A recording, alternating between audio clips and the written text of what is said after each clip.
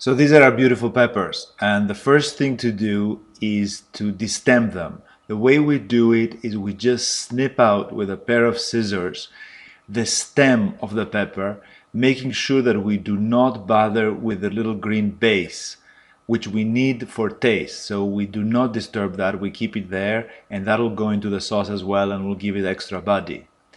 And now we're done with all our chilies. They're all ready. They have no stems, and as you can see, the stems have flown all over the place.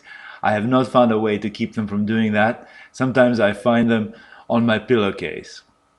Now we're ready to proceed with the real heart of the recipe. The first thing we will do is we will take a nice piece of garlic and we will turn on our Cuisinart and we will throw the nice piece of garlic right inside the Cuisinart, which will be chopped very fine. This will just take a few seconds, as you see here. And once we're done with that, we are now ready to start adding the chilies.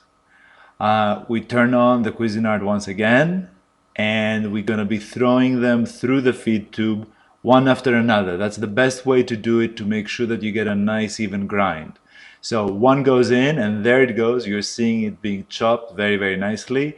And the second one is about to go, and onwards until we get all of them done. There we go. So they're grinding around, and you just let the machine run as you throw in one little chili pepper after another. We're done. We only have 4 of them. Look how beautiful it looks now.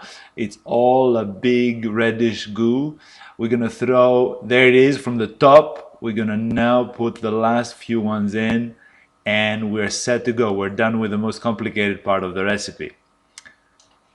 Here it is, grinding away, a nice red chili mass. The last step is to put a tablespoon of salt through the feed tube as well. And there it goes.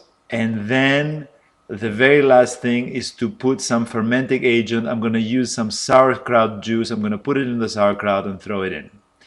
Once that is done, we're done. We're seeing now our sriracha from the top, how nicely moist and richly colored she is.